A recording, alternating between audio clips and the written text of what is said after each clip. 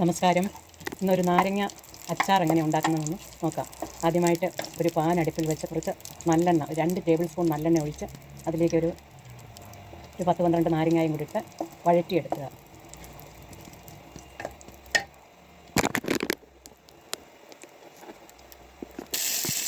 അതിൻ്റെ ചെനയൊന്ന് കൊത്തി ആ നീരൊന്ന് പുറത്തോട്ടൊന്ന് പോകുന്നിടം വരെ ചെറുതായിട്ട് വരുന്നിടം വരെ ഇളക്കിക്കൊണ്ടിരിക്കുക. അത് ഏകദേശം ഒന്ന് വാടി കഴിയുമ്പോൾ ഗ്യാസ് ഓഫാക്കി നാരങ്ങ തണുക്കാൻ വെക്കുക.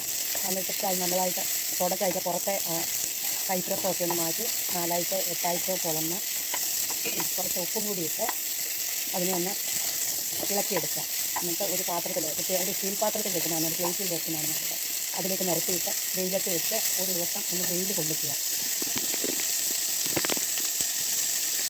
ഇത് ഞാനിപ്പം വെയിലത്ത് വെച്ചിരിക്കുകയാണ്.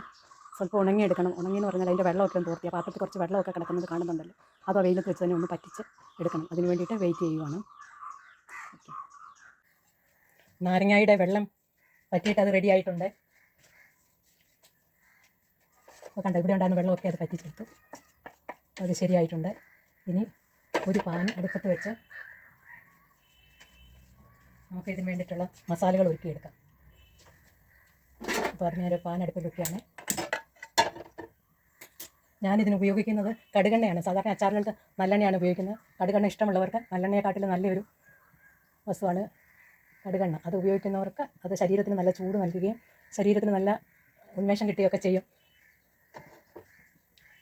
ഒരു പാനിലേക്ക് കുറച്ച് കടുകെണ്ണ ഒഴിക്കാം. ഇത് 1 കപ്പ് കടുകെണ്ണയോളമാണ് ഞാൻ ഒഴിച്ചേക്കുന്നത്. 1/2 കിലോ നാരങ്ങയാണ് എടുത്തത്. അതൊന്ന് ചൂടായിക്കോട്ടെ.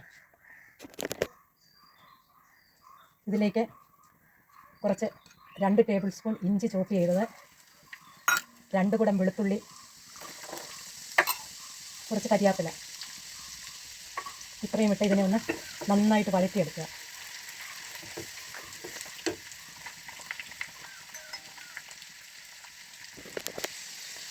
നന്നായിട്ട് വഴന്ന് വന്നു കഴിഞ്ഞു.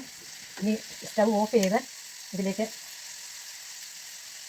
3 സ്പൂൺ കാശ്മീരി മുളക് പൊടിയും 1 സ്പൂൺ എരിയുള്ള മുളക് പൊടിയും, സ്പൂണെന്ന് ഉദ്ദേശിച്ചാൽ 3 ടേബിൾ സ്പൂണാണ്. 3 ടേബിൾ സ്പൂൺ കാശ്മീരി മുളക് പൊടിയും 1 ടേബിൾ സ്പൂൺ എരിയുള്ള മുളക് പൊടിയും കൂടെ ചേർത്ത് ഇളക്കുക. പ്രത്യേകം ശ്രദ്ധിക്കുക, തീ ഓഫ് ആയിരിക്കണം. ഇതിലേക്ക് കായപ്പൊടി ഒരു സ്പൂണ്, ടീസ്പൂൺ മതി. 1 സ്പൂൺ മഞ്ഞൾപ്പൊടി, ഉലുവാപ്പൊടി 1 സ്പൂൺ, അത്രയും ഇട്ട് നന്നായിട്ട് ഇളക്കിയെടുക്കുക. പിന്നെ ഒരു 2 ടേബിൾ സ്പൂൺ ഉപ്പും കൂടെ ചേർക്കുക. ആദ്യമേ നാരങ്ങ നമ്മൾ വെയിലത്ത് വെച്ചപ്പോൾ ഉപ്പിട്ടാണ് വെച്ചത്. 2 ടേബിൾ സ്പൂൺ കൂടി വെച്ച്. വീട്ടിൽ പ്രഷറും ഒക്കെ ഉള്ളവർ അതനുസരിച്ച് ഉപ്പ് ബാലൻസ് ചെയ്ത് ഉണ്ടാക്കുക. ഇനി ഇതിലേക്ക് ഈ നാരങ്ങ ഇടുക. വിനാഗിരി ഒഴിക്കുന്നില്ല, എണ്ണയുടെ ഇതിൽ അലിഞ്ഞ് ചേർന്നോളും. നാരങ്ങയും നന്നായിട്ട് ഇളക്കി ആറാനാണ് ഇരിക്കുക. ആറട്ടെ.